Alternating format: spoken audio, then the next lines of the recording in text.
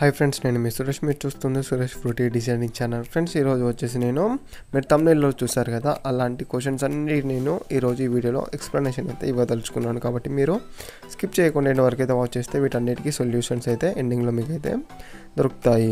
అలాగే ఫ్రెండ్స్, మీకు ఈ వీడియో కనుక నచ్చితే లైక్ చేయండి. అలాగే ఇలాంటి మరిన్ని క్వశ్చన్స్ ఆన్సర్స్ కావాలంటే జస్ట్ మీరు ఈ వీడియో కింద కామెంట్ బాక్స్లో లేదా నేను కమ్యూనిటీ ట్యాబ్లో పెట్టిన question and answer episode number 2లో మీరు అయితే కామెంట్ చేయండి. వాటి క్వశ్చన్కి నేను నెక్స్ట్ ఎపిసోడ్లో కంపల్సరీ మీకు అయితే రిప్లై అయితే ఇస్తాను. ఫ్రెండ్స్, ఇక లేట్ చేయకుండా వీడియోని అయితే స్టార్ట్ చేసేద్దామా. ఫ్రెండ్స్, ఇంతవరకు మీరు కనుక మన ఛానల్ సబ్స్క్రైబ్ చేయనట్లయితే రెడ్ కలర్ సబ్స్క్రైబ్ బటన్ మీద క్లిక్ చేసుకుని మన ఛానల్ సబ్స్క్రైబ్ చేయండి. పక్కన వచ్చిన బెల్ ఐకాన్ యాక్టివేట్ చేయడం ద్వారా నేను ఏ వీడియో పెట్టినా సరే మీ మొబైల్కి నోటిఫికేషన్ అయితే వస్తుందన్నమాట. ఫ్రెండ్స్, ముందు అయితే నేనైతే ఒక ఇమేజ్ని అయితే తీసుకున్నాను. ఈ ఇమేజ్ యొక్క సైజ్ అనేది అయితే మనం చూద్దాం. డీటెయిల్స్లోకి వెళ్తే దీని సైజ్ వచ్చేసి 1080 ఉంది. అలాగే 1350 అయితే ఉండడం అయితే జరిగింది సైజ్. అలాగే కేబీ పరంగా చూసుకుంటే 85.49 కేబీ అయితే ఉండడం అయితే జరిగింది. ఓకే, నేను ఫస్ట్ ఏం చేస్తానంటే దీన్ని సింపుల్గా షేర్ మీద క్లిక్ చేసి ఆటోడెస్క్లోకి అయితే షేర్ చేస్తాను. ఆటోడెస్క్లో షేర్ చేసిన తర్వాత సింపుల్గా నేను ఒక రఫ్గా ఏదైనా ఒక సంథింగ్ బ్రష్ ఏదో ఒకటైతే చేద్దాం అనుకుంటున్నా. అట్లా వట్టిగా చేస్తున్నాను. చేసిన తర్వాత నేను ఏం చేస్తున్నాను అంటే మళ్ళీ ఎక్స్పోర్ట్ పోతున్నా. ఎక్స్పోర్ట్ పోయి షేర్ అంటే షేర్ క్లిక్ చేసి సేవ్ టు డివైస్ నేనైతే క్లిక్ అయితే చేశాను. క్లిక్ చేయనేది మనకి సేవ్ అవుతుంది. ఓకే, నాకు ఇమేజ్ అనేది సేవ్ అయింది. ఇప్పుడు నేను మళ్ళీ గ్యాలరీలోకి వెళ్ళి గ్యాలరీలో ఇప్పుడు ఏదైతే సేవ్ చేశాను ఉన్నాయో ఆ ఇమేజ్ యొక్క సైజుని చూద్దాం. ఇప్పుడు నేను చేసిన తర్వాత ఇమేజ్ యొక్క సైజ్ వచ్చేసి 1.1 MB రావడం అయితే జరిగింది. అప్పుడేమో 85.4 KB ఉంది. ఇప్పుడు 1.1 MB రావడం అయితే జరిగింది. మీకు ఈ క్వాలిటీ కూడా సరిపోలేదనుకో, నెక్స్ట్ ఏం చేయాలని అంటే సింపుల్గా మళ్ళీ ఆటోడెస్క్ అయితే మీరు ఓపెన్ చేయాల్సి ఉంటుంది. ఆటోడెస్క్ ఓపెన్ చేసేసి ఇప్పుడు సైజు ఉన్న దానికి డబుల్ సైజ్ అనేది మనం తీసుకోవాలి. న్యూ స్కెచ్లోకి వెళ్ళండి, కస్టమ్కి వెళ్ళి అక్కడ మనకి హైట్ ఎంత ఉంది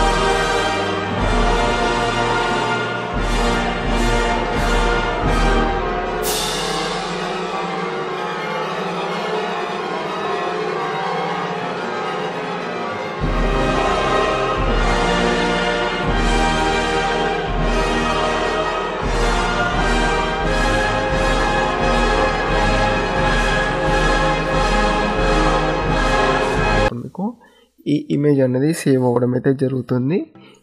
దీన్ని ఎలా ఎక్స్పోర్ట్ చేసుకోవాలి PSDలోకి అంటే ఇక్కడ మనకి 3 లైన్స్ ఉన్నాయి కదా, ఒక బాక్స్లో 3 లైన్స్.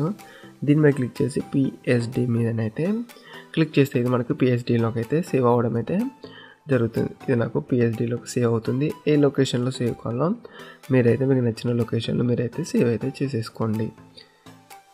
ఓకే, నెక్స్ట్ ఏంటిదంటే మనకు కావాల్సిన PSD ఉంటుంది కదా, ఎగ్జాంపుల్కి ఏదైనా PSD ఎలా ఇంపోర్ట్ చేసుకోవాలని చాలామందికి డౌట్ రావచ్చు. ఏం లేదు, జస్ట్ సింపుల్గా ఇక్కడ గ్యాలరీ అని ఉంటుంది చూసారా, ఇక్కడ 3 లైన్స్ క్లిక్ చేసిన తర్వాత గ్యాలరీ అనేది వచ్చేస్తుంది. గ్యాలరీలో క్లిక్ చేసేసి ఇక్కడ ప్లస్ సింబల్ మీద ఉంటుంది, క్లిక్ చేయండి.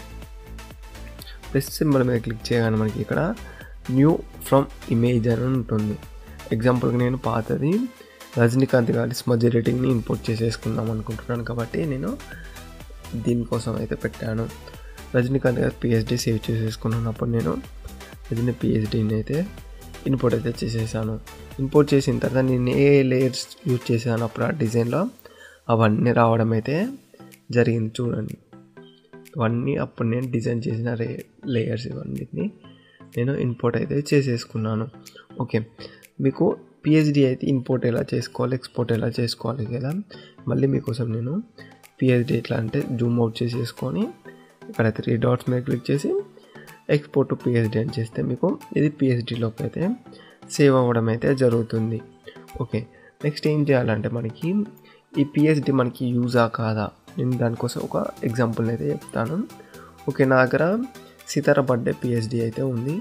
దాన్ని నేను ఇంపోర్ట్ అయితే చేసేసుకుందాం అనుకుంటున్నాను.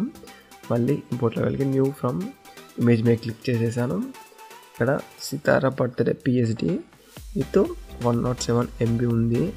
అందులో టెక్స్ట్ అనేది ఉన్నాయి, అలాగే ఎఫెక్ట్స్ అనేటివి ఉన్నాయి. దీంతో పాటు డిఫరెంట్ లేయర్స్ అయితే ఉండడం అయితే జరిగిన తర్వాత దీన్ని నేను ఇంపోర్ట్ చేసేసుకుంటాను. ఇంపోర్ట్ చేసేసుకుంటే ఇక్కడ నాకు this content too many layers, would you like to open in flattened form అంటే ఫ్లాటెడ్ ఫామ్ అని అంటే ఏం లేదు, జస్ట్ మనం ఏవైతే లేయర్స్ ఉన్నాయో ఆ లేయర్స్ అన్నీ మెర్జ్ అయిపోయి ఒకటే లేయర్గా వస్తుంది. చూడండి, ఓపెన్ మీద క్లిక్ చేస్తాను. ఓపెన్ మీద క్లిక్ చేస్తే నాకు టోటల్ ఇమేజ్ వచ్చేసింది. కానీ నేను వర్క్ చేసిన లేయర్స్ అనేటివి ఏమైతే లేవు, ఇక్కడ లేయర్స్ ఏమైతే లేవు. కాబట్టి ఇది మనం చేసుకున్న ఫోటోషాప్లో చేసుకున్న PSDs అయితే మనకి ఓపెన్ అయితే కావు. ఫోటోషాప్లో PSDs మనకి ఓపెన్ అవ్వు. ఎందుకోసం అంటే అందులో టెక్స్ట్ ఉంటాయి, దాంతోపాటుగా ఎఫెక్ట్స్ ఉంటాయి, దాంతోపాటుగా ఫిల్టర్స్ ఉంటాయి కదా, వాటి కోసం ఇదైతే మనకి ఓపెన్ అవ్వవు. కాబట్టి మనకి ఆటోడెస్క్లో PSD మనకి యూజ్ అయితే అవ్వదు. PSDs అనేది మనకి యూస్ఫుల్ కాదు. కాబట్టి మీరు PSD అనే ఆప్షన్ అయితే మీరు మర్చిపోండి. ఎలాంటి పర్పస్లో మనకి యూజ్ అవుతుందని అంటే ఎగ్జాంపుల్కి నేను ఏదైనా ఒక బ్యాక్గ్రౌండ్ క్రియేట్ చేసేసాను అనుకో, అంటే ఎగ్జాంపుల్కి రజనీకాంత్దే ఉన్నది కదా, ఆ రజనీకాంత్ గారి యొక్క బ్యాక్గ్రౌండ్ అనేది క్రియేట్ చేశాను కదా, ఆ బ్యాక్గ్రౌండ్ షేరింగ్ అప్పుడు మీకు యూజ్ అవ్వడం అయితే జరుగుతుంది. అంటే మీకు ఇందులో బ్యాక్గ్రౌండ్ ఉంటుంది కదా, ఇందులో క్రియేట్ చేసిన ఈ బ్యాక్గ్రౌండ్ అనేది దీనికోసం మీకైతే ఈ PSDs అయితే యూజ్ అవుతాయి. మనకి మెయిన్గా బ్యాక్గ్రౌండ్స్ అనేది నార్మల్గా బ్యాక్గ్రౌండ్లో సేవ్ చేసేసుకుంటాం కాబట్టి దీనివల్ల కూడా మనకు PSDs అనేది అవసరం లేదు. కాబట్టి మీరు PSD అనే ఆప్షన్ ఆటోడెస్క్లో మీరైతే స్కిప్ చేయండి. ఎంతవరకు స్కిప్ చేస్తే అంతవరకు అయితే మంచిది. PSD గురించి అయితే మీరు ఎలాంటి అంటే ఇంపోర్ట్ చేసేసుకొని మనం ఎడిటింగ్ చేసుకుంటామని మీరైతే భ్రమలో ఉండకండి. మనకు ఆటోడెస్క్లో PSDs అనే TA ఫార్మేట్ కానీ ఇవైతే ఉండవు. ఓకే, ఇప్పుడు మనం ఇది డ్రాఫ్ట్లోకి సేవ్ చేస్తాం.